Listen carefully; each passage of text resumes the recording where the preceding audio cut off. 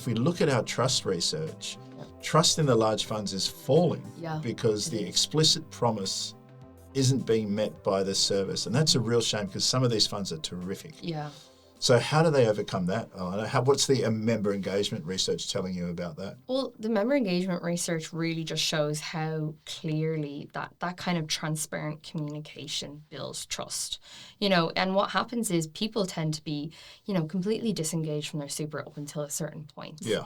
And they get to a life stage. It might be, the kids have started to go to college, or maybe my friends are starting to retire and they start to pay attention a little bit more to their super and start to engage.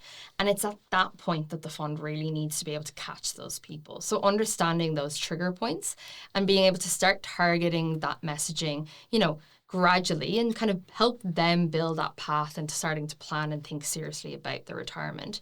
And once a fund is there to almost catch those people as they're coming in to engage back in with their superannuation, that's what helps them feel in control.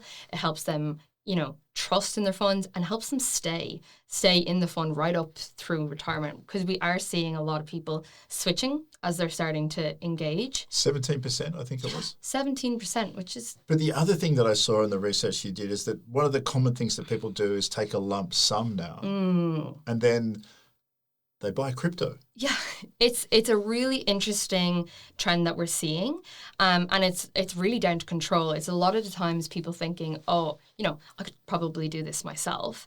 Yeah. Yeah, and they're putting it, in SMSFs or like this, they're investing it in themselves. And some of the things that we're seeing increasingly being invested in is crypto, and gold, managed funds, with a drop in sort of Australian equities and international equities and investment properties.